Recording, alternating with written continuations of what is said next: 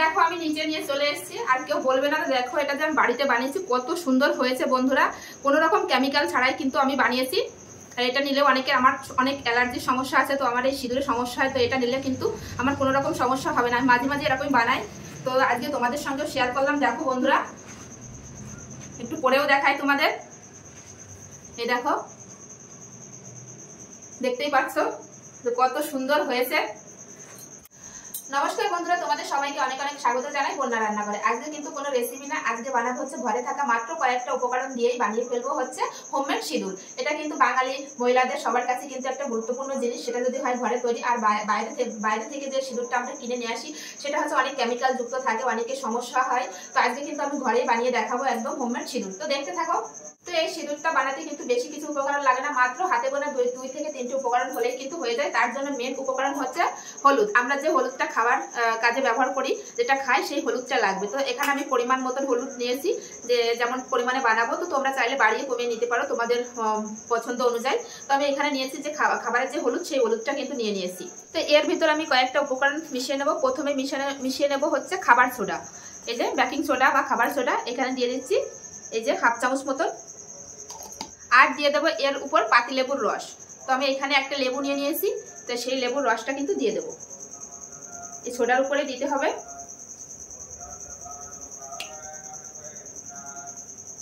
তো কিন্তু আমি একটা পাতিলেবুর রস কিন্তু পুরোটাই দিয়ে দেবো। তো পুরো লেবুর রসটাই কিন্তু দিয়ে দিয়েছি। আর দিয়ে দেবো হচ্ছে গোলাপ জল। এই গোলাপ জলটা দিলে কিন্তু খুব সুন্দর একটা ঘ্রাণ আসবে, আর সিঁদুরটাও ভালো লাগবে পড়লে পরে। তো কয়েক ফোঁটা গোলাপ জল দিয়ে দিয়েছি। এবার যে উপকরণগুলো আমি চামচের সাহায্যে একটু মিশিয়ে নেব। চামচ দিয়ে কিন্তু আমি কিছুক্ষণ মিশিয়ে নিয়েছি। এবার আমি হাত দিয়ে মাখাতে হবে। এটা যত হাত দিয়ে মাখানো ভালো হবে, ততই কিন্তু কালারটা আসবে। তো এবার আমি একটা হাতের সাহায্যে কিন্তু এরকম মিশিয়ে নেবো। এরকম দেখো,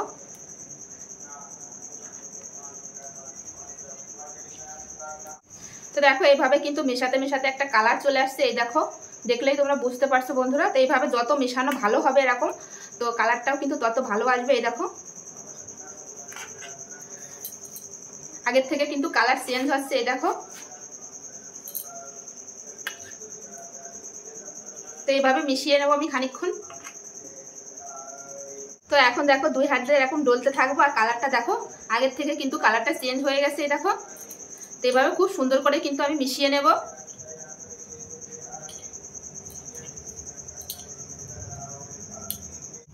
তো দেখো এভাবে কিন্তু খুব সুন্দর করে আমি মিশিয়ে নিয়েছি।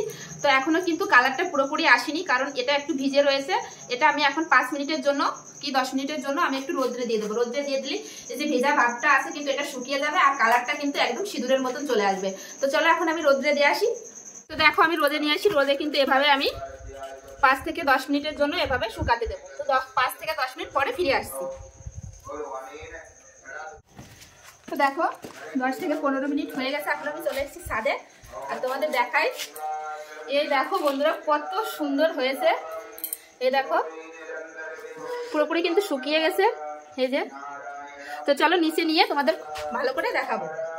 তো দেখো আমি নিচে নিয়ে চলে এসেছি, আর কেউ বলবে না। দেখো এটা যে আমি বাড়িতে বানিয়েছি কত সুন্দর হয়েছে বন্ধুরা, কোনো রকম কেমিক্যাল ছাড়াই কিন্তু আমি বানিয়েছি। আর এটা নিলেও আমার অনেক অ্যালার্জির সমস্যা আছে, তো আমার এই সিঁদুরের সমস্যা হয়, তো এটা নিলে কিন্তু আমার কোনো রকম সমস্যা হবে না। আমি মাঝে মাঝে এরকমই বানাই, তো আজকে তোমাদের সঙ্গে শেয়ার করলাম। দেখো বন্ধুরা, একটু পরেও দেখাই তোমাদের। এই দেখো, দেখতেই পাচ্ছ কত সুন্দর হয়েছে। তো দেখো আমি একটা বাটিতে তুলে তোমাদের দেখাচ্ছি, কত সুন্দর হয়েছে বন্ধুরা। তোমরা বাজার থেকে না কিনে কিন্তু অল্প খরচেই কিন্তু তোমরা বাড়িতে এটা বানিয়ে নিতে পারো। তো দেখো এক বাটি রেডি কিন্তু হোমমেড সিঁদুর। কেমন লাগলো বন্ধুরা অবশ্যই কিন্তু কমেন্ট করতে কিন্তু ভুলবে না। তো এরকম নিত্য নতুন রেসিপি দেখতে হলে অবশ্যই বন্যা রান্নাঘর চ্যানেলটি সাবস্ক্রাইব করবে বন্ধুরা। তো ঠিক দেখো,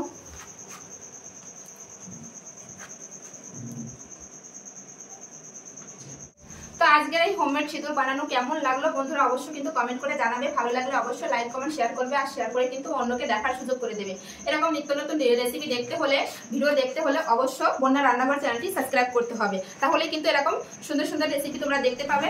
তো চলো বন্ধুরা, আজকের মতো ভিডিওটি এখানে শেষ করছি, আবার দেখা হবে নতুন কোনো রেসিপির সঙ্গে। তো চলো বাই, সবাই ভালো থাকবে। আর যারা যারা এখনো পর্যন্ত চ্যানেলটি সাবস্ক্রাইব করেন তো প্লিজ বন্ধুরা চ্যানেলটি সাবস্ক্রাইব করে আমার পাশে থেকো। তো চলো বাই।